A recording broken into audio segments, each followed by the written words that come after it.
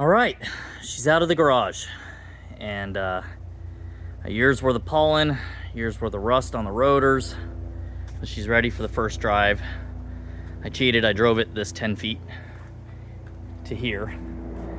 But I am out of breath and tired, because I've been going on this thing since the crack of dawn this morning. We don't need hoods where we're going. But there she is. Still got to finish up making a cold air intake out of that stuff. But wheels are torqued, brakes work, I think. Clutch works. Let's take it for a spin. All right, first drive. The lighting's terrible for videoing. See how she does. First of all, let's connect the Haltech.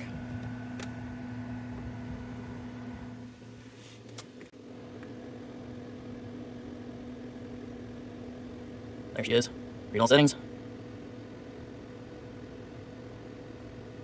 Start logging. Nice short drive. Windows open, weather's perfect.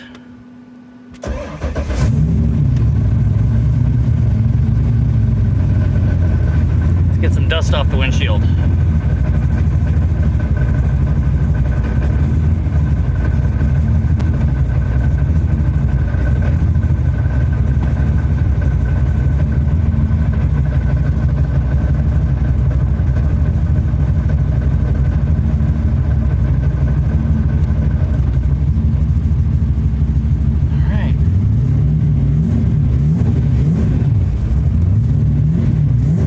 Works.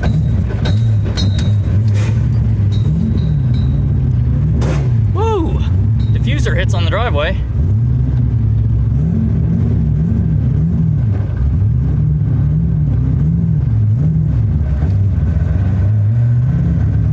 She's driving under her own power.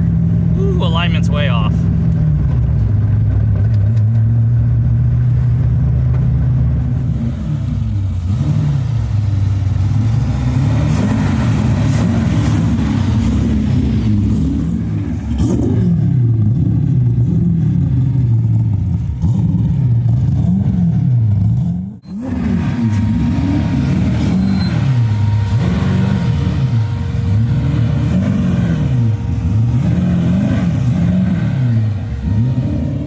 Back from the test drive.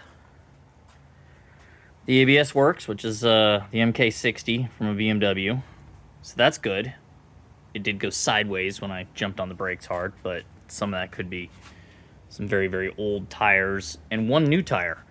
So these are obviously not competition tires. I've been having a lot of throttle body issues, so one of the things or throttle body codes, so I've got various throttle body harnesses laying around in here that I've been making, different ones, trying different connectors, and then the one I just made this morning, and this one's kind of a backup, is its own harness, completely separate from everything else on the car, which will plug in here, running to the ECU, getting its own separate 5-volt reference, its own separate signal ground, just to see if we can hunt down some of the throttle body codes. The good news is on the test drive there, I did about 1.5 miles or so on it. It did not throw any codes, and that's really cool.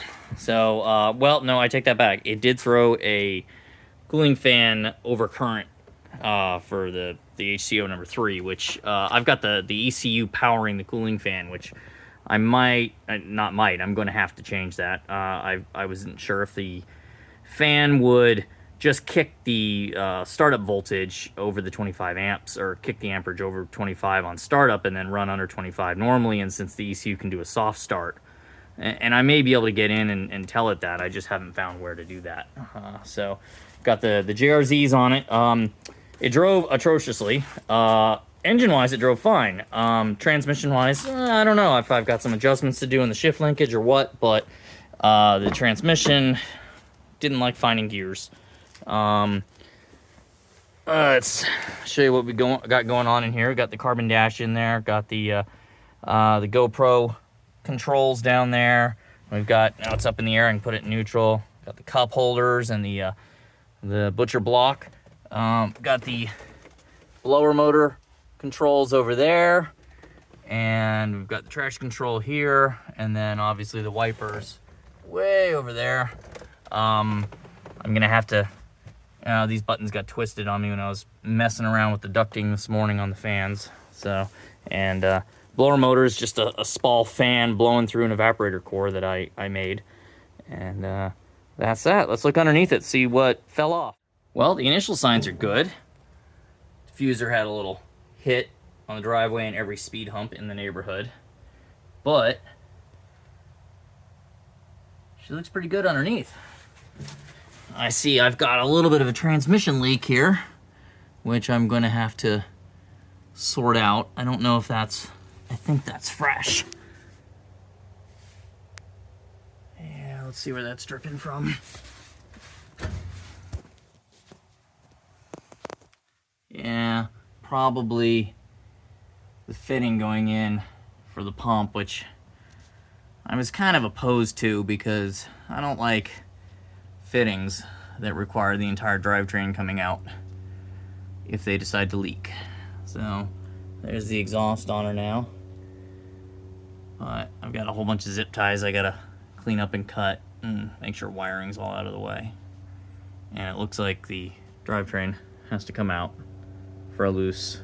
I don't think it's loose. That thing's pretty tight. I don't know why it's leaking. I'll have to dig into that. So there you have it. That's the first drive. I'm going to call that a successful day. Get back in here into the shade and show her off. I kind of knew about the transmission leak. That kind of sucks that I've got to pull the whole drivetrain, but I think we'll dyno it and probably do an event with it dripping before I yank the whole drivetrain out, because I've got some decisions to make on gearing. Right now I've got 342s in the car, and I kind of thinking I want the 390s in it, but it makes, or it made previously around 600 torque, so, and it made that pretty good down low, so I may be able to get away with the taller gearing, and it might actually end up being an advantage, because it just spun the tires when it had 373s in it. I've still got to figure out what to do with the air filters here. I'm thinking about going and having another radiator made that would lower the radiator hose. You can see it down there. Lower, so I can lower that filter, and then that'll make it easier for making an airbox. I'm open to ideas on that. If anybody's got some better ideas, throw them in the comments. But right now it's just shaped some aluminum and welded up to make an airbox, or plastic. Again, I'm totally open to ideas. I've tried making carbon fiber airboxes before, and they didn't come out very well. They didn't look good. I'm sure my aluminum wouldn't look great either. So, and still got to figure out how to stop the transmission leak. But that's it. She drove. So off to the dyno next week.